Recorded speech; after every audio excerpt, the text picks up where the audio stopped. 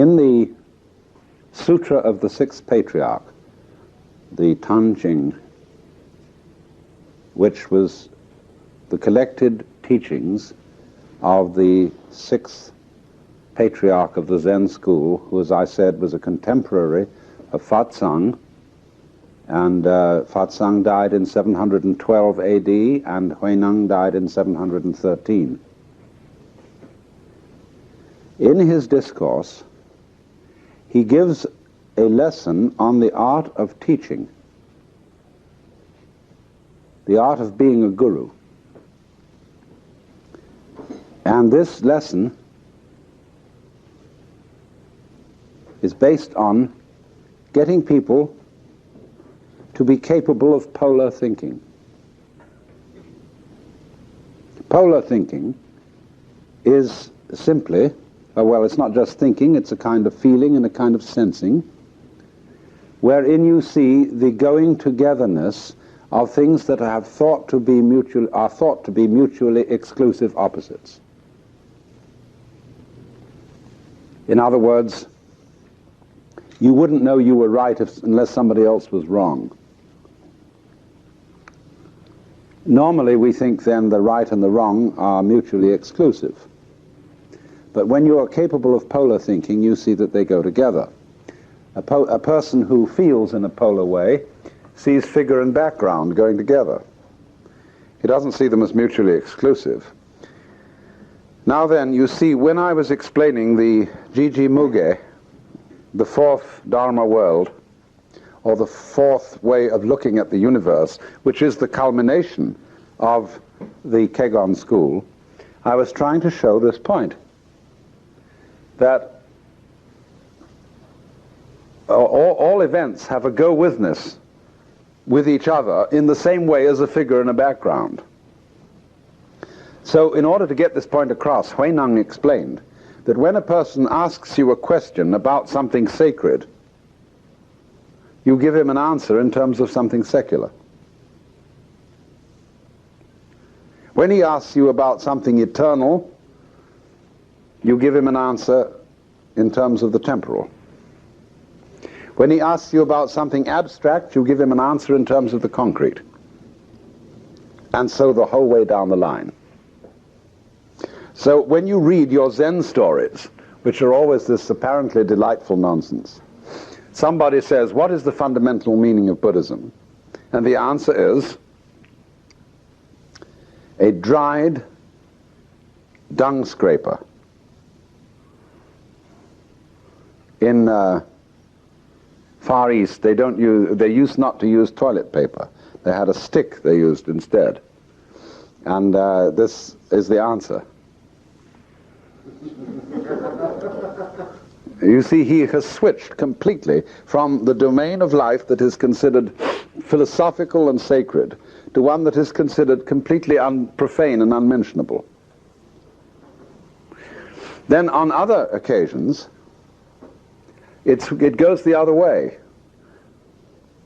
A monk says to the master, and they're engaged in cooking, they're peeling potatoes or something, and he says, pass me the knife. The master hands it to him blade first. And the monk says, please give me the other end. The master says, what would you do with the other end? And this immediately has a kind of metaphysical flavor to it. So that he jumps, you see, from the practical question to the metaphysical. But if you ask him the metaphysical, he will always answer in terms of the everyday. And the whole genius of Zen is really this, that it has got a way of religious life and a form of iconography, the form of which is secular. And it has created a whole school of poetry where the deep philosophical matters are never, never mentioned, except sometimes by way of making a joke. Because what Zen tries to do, ideally, is to be completely cool. to create the religion of no religion, so that you don't notice it's around unless you're in the know.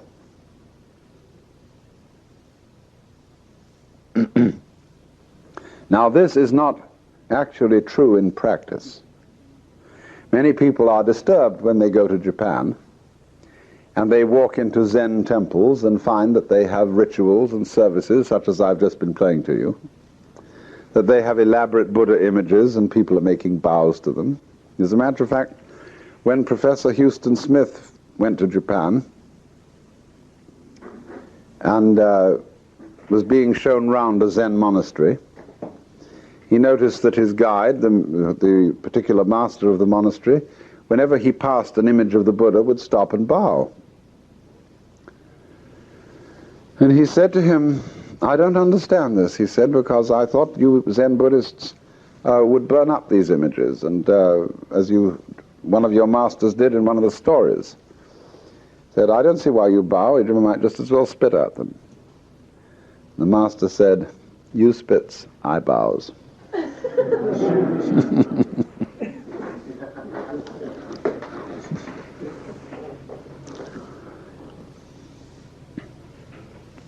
But you see, the thing about all this is about iconoclasm. There are very different spirits of iconoclasm. The Puritan iconoclasts who broke down all the images in the English churches hated the images. They thought they were evil and wrong, and so they smashed them ruthlessly.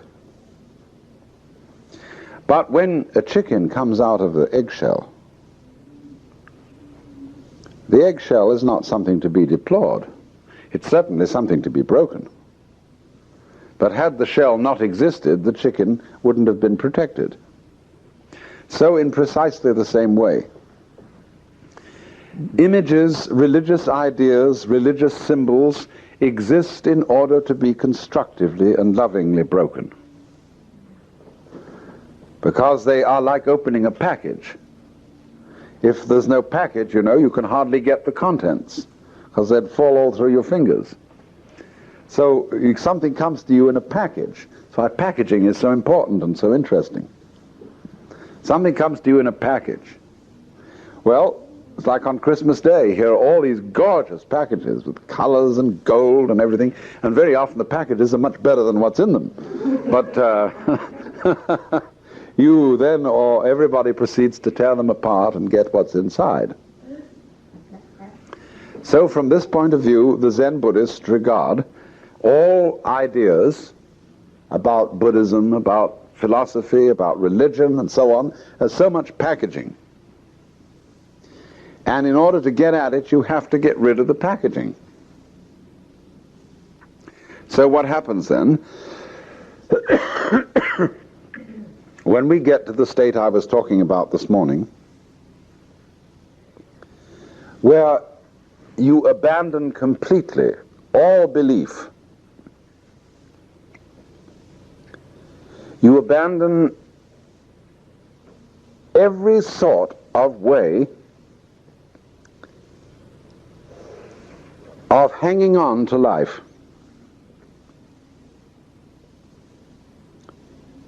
You accept your complete impermanence, the prospect of your death, of vanishing into nothing whatsoever, you see, and of not being able to control anything, of being at the mercy of what is completely other than you. And you let go to that, you see. This means that you even get rid of any God whatsoever to do this fully. You don't have a thing left to cling to. So this complete let go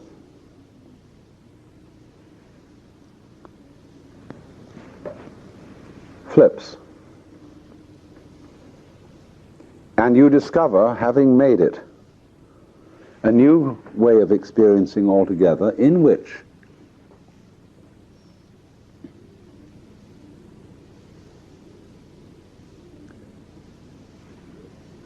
You don't need any God, because you're it. But also, you don't cling to the idea that you're it. In other words, this is why Krishnamurti makes a certain kind of attack on people who are Vedantists and who believe that the human self is ultimately the divine self. He says, why do you believe in that? See, because if you believe in it, you're making it a thing to hang on to. And so, in a way then, you see, all belief in God is lack of faith. Has that ever struck you? You're still clinging. And so long as you're still clinging, you don't have faith, because faith is the state of total let go. So when through some marvelous desperation we get to the state of total let go, and then you see, fantastically, religion, anything like religion, simply disappears. There's no need for it any longer. It's like you've crossed the shore, crossed to the other shore, you don't need the raft. Get off. Leave the raft behind. Now the other shore is actually the same as this one. You know, when you cross the river, when the mountain is in the distance, see, there's the other shore over there. It's kind of different from here. You can sit here and say, be nice to live there, wouldn't it? See a place up there, I just love to live because it looks so good from here. But then you go and you buy that house, and you sit there, and it feels the same as this place feels, because you're there. And how things feel are how you are. And you look back across here and say, gee, doesn't that look lovely?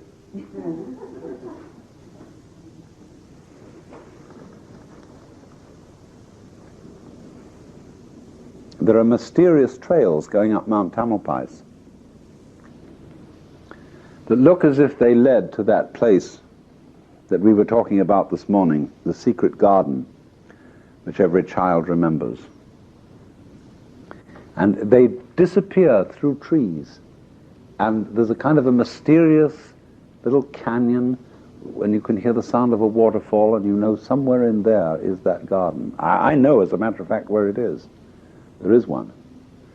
But always, when you follow the road right through, it leads back to San Rafael and its suburbs on the other side, you see.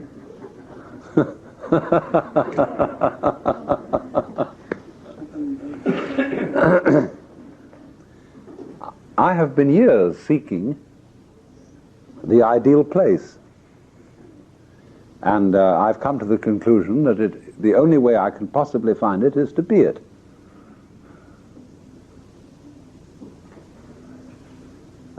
If you can find it in you, then anywhere you go is the ideal place to live.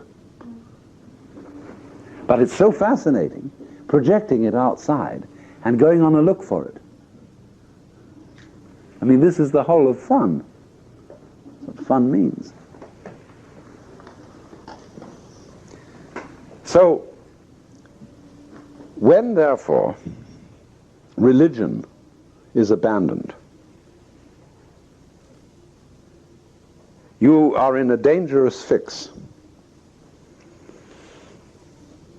because you can very easily slip into madness. We were talking this morning about a vision. Lloyd brought up this question about the vision of a fourth dimension or another dimension, and anybody who looked at it went crazy. And this is a real danger, that people who have the mystical vision, whether through practicing yoga or Zen Buddhism or hesychast Christian prayers or by taking LSD, become a serious menace to society. And society gets really worried about them because they have They're not taking the world and its concerns seriously any longer. They know it's an illusion. And if you really know it's an illusion, if you really know I'm an illusion, I don't know what you're going to do with me. I don't know whether I trust you. I don't know whether you're going to keep the rules. I just don't know about you. You've seen through it, and goodness only knows. You may do anything. And if you're not sure of yourself, and you suddenly see that all this is an illusion, there's nothing you can cling to, it's all relative, you may get bugged, and you may go nuts. That's the great danger in all of this. And that is why a Zen monastery is at one and the same moment a place of total iconoclasm, of seeing through the whole thing, and yet at the same time it maintains a discipline as clean and strict as anywhere you can find. The combination of the two is simply marvelous. Unfortunately, modern Japan doesn't dig it.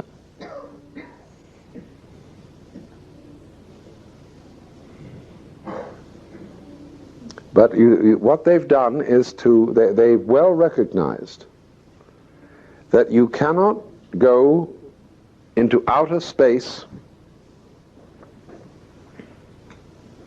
and come back to this world without strict controls. It's exactly the same way when you're skin diving. You go below a certain number of fathoms and you experience weightlessness. Now, a person who's not properly trained at that level will get happy. Now, there's no reason why you shouldn't get happy, provided you keep your wits about you. Nothing matters at all when your weight vanishes, because after all, you don't matter anymore. You have no weight. Nothing is weighty. Nothing is important. And a person may at this point take off his oxygen mask and offer it to a fish. In which case he'll drown, he'll never come back. And if he stays down too long, he enjoys this too much, his oxygen supply will run out and he'll be lost. So he has a watch. And he knows, according to discipline, that at a certain time on this instrument, he's got to come up. It's like when you've had too much to drink and you're driving, you've got to watch your speedometer. Drive by instruments. When you're in a difficult situation in an airplane and you've lost your sense of gravity, watch your instrument. Don't trust your senses. You see? This is very important. In Buddhist imagery, there are guardians of the directions of the universe. And they are all in the figure of Chinese generals with clubs and swords and very fierce expressions. And they are always put at gates. You know, gates are north, south, east, and west, and here are the guards. They guard the entrances. But what they really guard is the directions, because it's absolutely important that we can agree on our time scale and on our north, south, east, and west, so that I can meet you. If we can't agree about that, we'll miss each other completely. We'll never meet. And if we can't meet, we can't have dinner together. If we can't have dinner together, we can't love each other. So, in the middle of nothingness, which is all this space here, see, which is nothing whatever, there are nevertheless directions. And think what a beautiful thing that is, you see, to set up directions in the middle of nothing. So for this reason, In the religion where anything goes, and anything is allowed, and no holds are barred, there is for that reason precisely a discipline and an order, which is pretty strict. But the spirit of the strictness is different than the spirit of strictness in theistic religions. See, in Buddhism there's no boss. Ultimate reality is not conceived in the form of authority. Because from their point of view that's childish.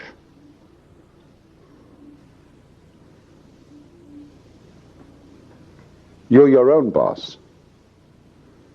And you're responsible. If you want to belong to a society, it's up to you if you want to conform. In other words, one of the interesting things is you can always cease to be a monk without dishonor. In the Christian church you can't, because you make life vows to get in. You promise forever to be obedient, chaste, and poor. And this is irrevocable, like Christian marriage. But in the Buddhist order, you can leave any time you want. And they say, all right, you've got many other lives ahead of you in which you can be a monk all over again. And if you don't want to do it this round, you don't have to. And we're not mad at you. Just please, if you don't want to undergo this discipline, go somewhere else. And there's no dishonor about that at all. I have a friend in Los Angeles who runs a very fancy restaurant. He was a Buddhist monk for 10 days. It was quite an experience. But that's all right. Okay, you try it. And if you want to stay here, we're very happy to have you. If you don't want to, we just as soon you weren't around. Because you're not deceiving us, you know. If you stay and you don't really want to but feel you ought to, you're a nuisance. It's like a person who feels they ought to be unselfish and is therefore always making promises which they're never going to fulfill. It's much better to be frank and tell people what you honestly feel than pretend. So, for this reason then, where there is no religion at all, because everybody's realized that the sky's the limit,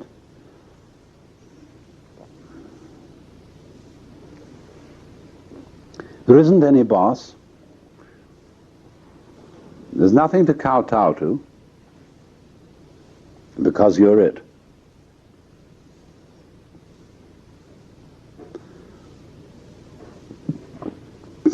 It follows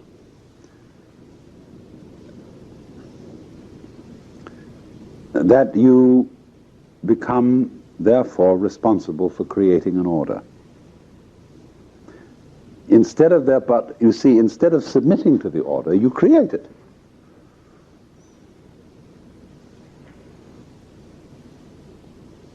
Next, you find that you can, having got rid of religion completely, well, now everything becomes religious. That is to say, instead of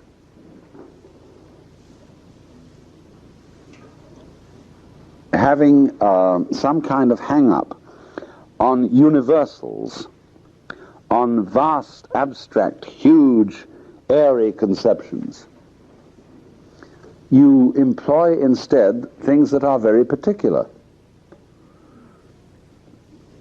very temporal, because of Jiji Muge.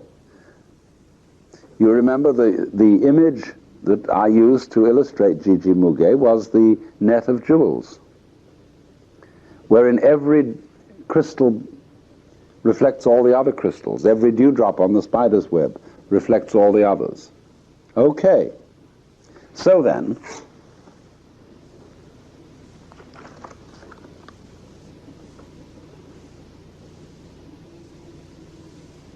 I just happened to pick up this because it happened to be handy.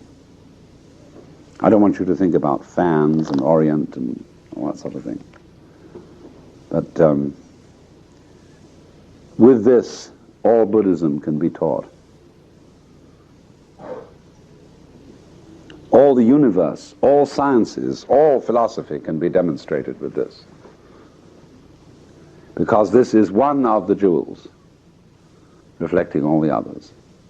It's when you pick up a link in a chain, all the other links come up with it. See? So with this. And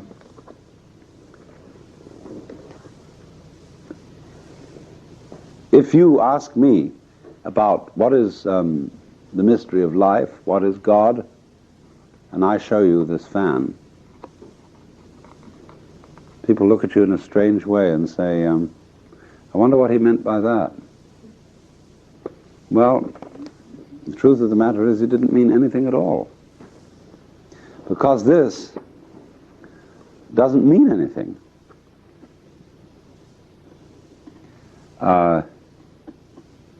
Words mean something because they refer to events and things that are other than the sounds of the words.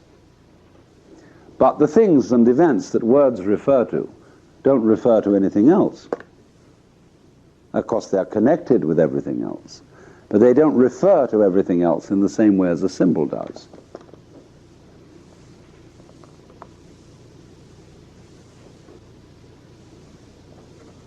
So that's why Zen always answers in terms of the completely concrete.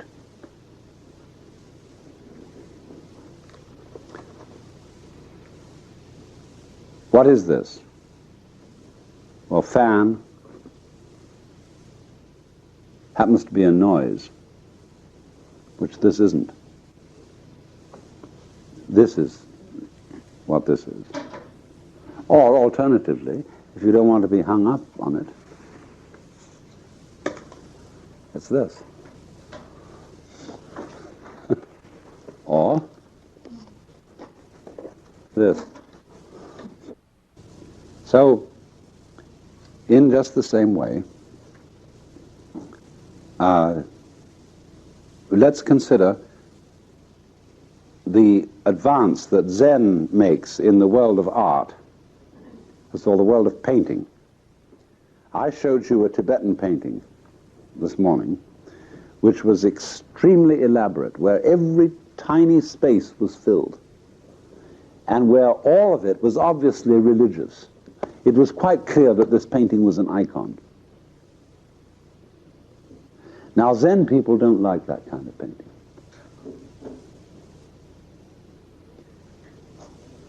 I mean, it isn't that they have a real prejudice against it, but they don't usually have it around.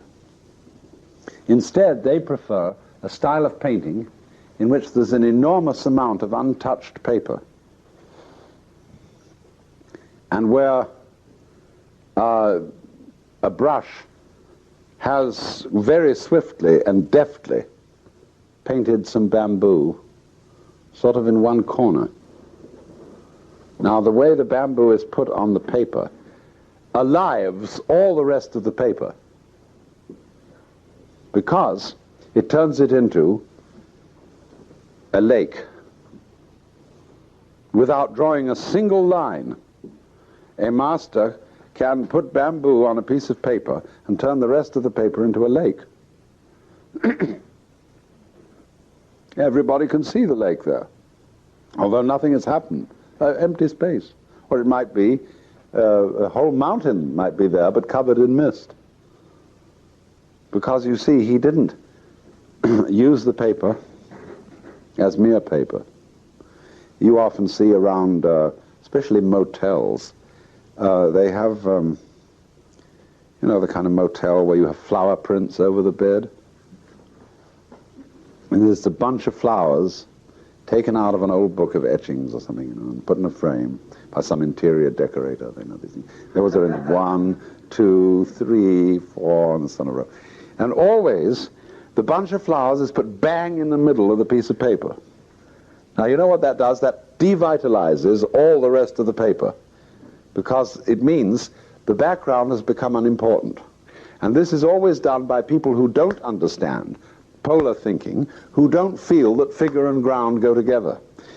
But all Zen painting, where you get this extraordinary relationship of figure to background, is done by people who feel and think and actually sense in a polar way. They see the space and the solid simultaneously. And that's why the Chinese place things in space the way they do. Even, you can't all see it from where you're sitting, a piece of calligraphy contains in it an extremely important relationship between the characters and the space. Now, it would take me quite a while to go into all the details of that, but they have to be just the right size to accord with that space. There isn't only one way of doing it. There are several ways of putting the characters in a piece of paper that size. But in each way that you use, you take account of the space. You don't use the paper as mere neutral background. So when, for example, you will find so often that the Chinese painter takes his area, his rectangular area in which he's painting, and he will paint one corner. And say from the bottom left, he will strike up a bamboo stalk and flow leaves in the wind on it, and so leave the rest.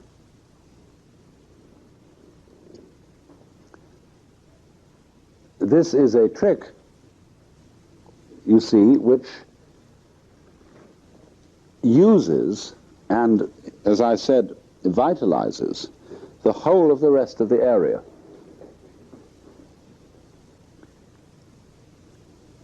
And you don't do that simply by putting the figure plump in the center.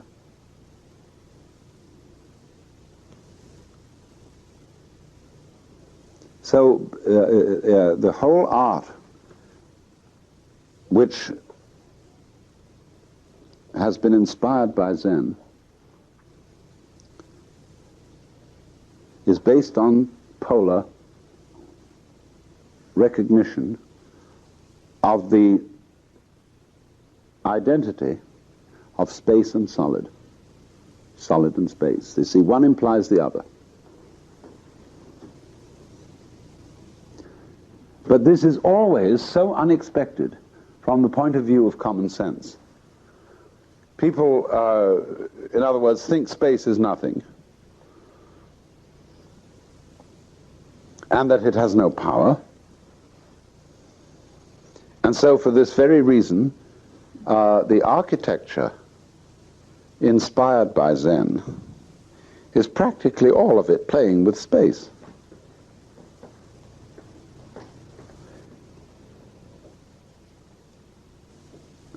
Zen emphasizes the luxurious richness of poverty, of rooms with practically nothing in them, furniturelessness, and it has a luxury that's unbelievable.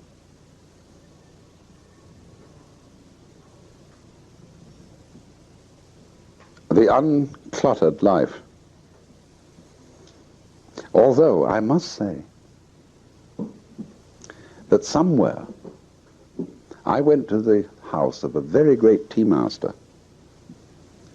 where everything was absolutely gorgeously in order.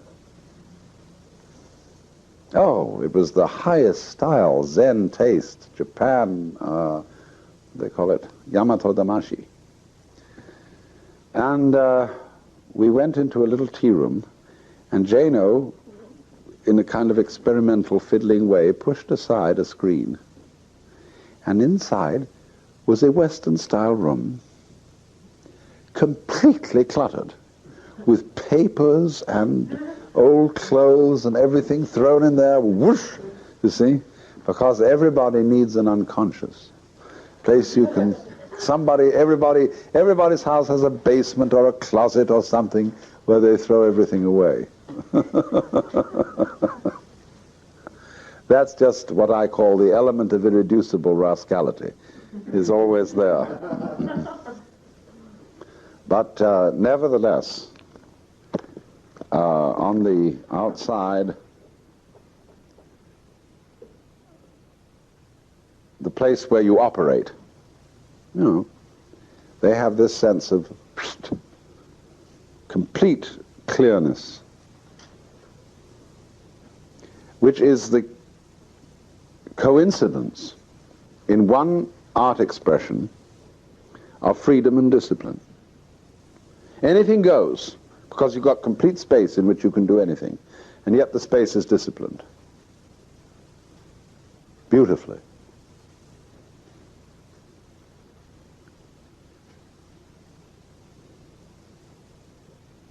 Then in the subject matter of painting, Zen people, of course, as I said, prefer the secular. Even when they paint saints, sages, Buddhas, and so on, they give them a secular form. That is to say, they look like just ordinary people. They don't necessarily have halos or special markings. They prefer that they shouldn't, that they should look kind of rustic. And they prefer to put on the altar, as it were, the tokonoma of a tea room, the alcove, in other words, is not, almost never adorned with a religious figure, but always with a naturalistic painting, rocks, water, vegetables, trees, whatever.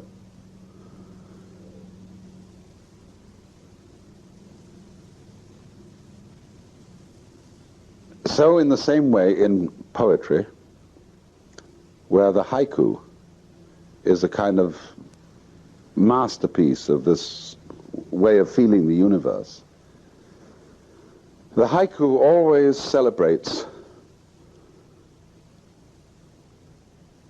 a particular finite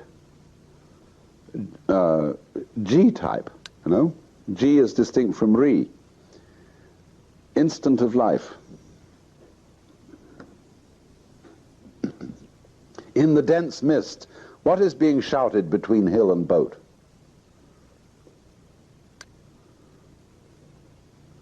And you, from such a poem, will remember, you know, some morning when you were at some gorgeous river estuary and you couldn't see anything, and there's a conversation going on between, someone is calling down to someone in the boat from the hill, and you can't make out what it's all about any more than you can make out what's on the other side of the river, and yet you know it is gorgeous somehow.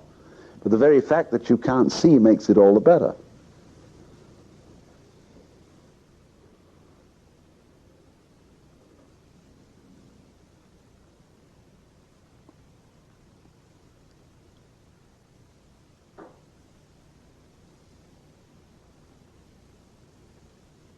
This is all there is.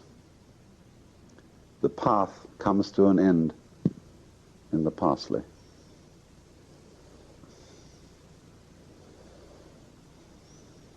This is called in Japanese yugen, Y-U-G-E-N.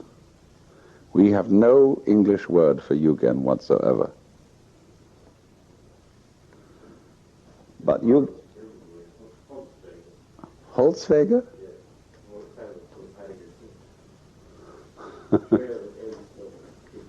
ends nowhere. But with a certain implication.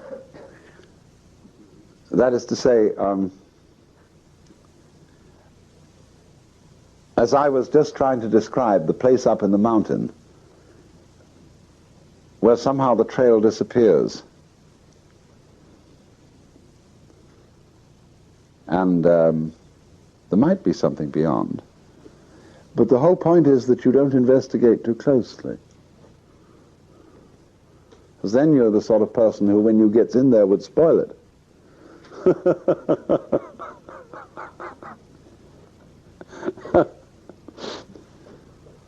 It's like you say, when you make love to somebody, do it delicately. Don't be too inquisitive. Don't be too probing, because that would injure what you love.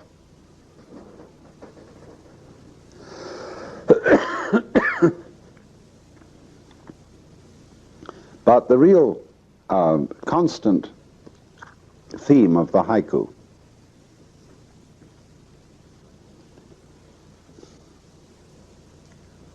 is that it always incarnates the specific, finite, temporal, immediate moment. And with this, says more than you can say with any amount of abstract generalizations. Only. You always know that behind this, the people who make up the haiku are not bourgeois Philistines who say, well, isn't the main thing simply to be practical and get on with your work?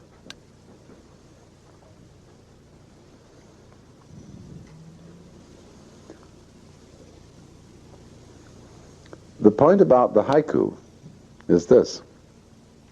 It's something in human life which is very difficult to pin down. But it's when somebody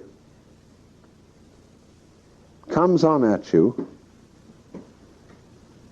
and says something, but you know that there's another meaning behind it which doesn't have to be stated between you. And so you get a joke. So you get a tacit understanding about something. This looks like it's this, but it is that. A haiku does this in a very cunning way. It's the simplest possible utterance. Basho said, to get haiku well written, ask a 3-foot child to say, the robin's egg is blue.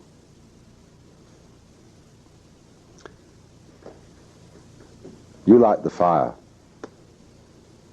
I'll show you something beautiful, a great big ball of snow. Hey, this is a haiku.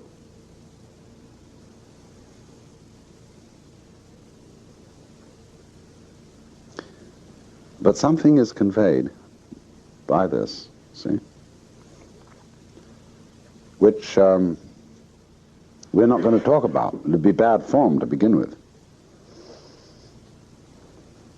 It's like gentlemen in England don't talk about religion or sex. No, boy, you don't mention these things. It's not quite like that, but it's nearly like that.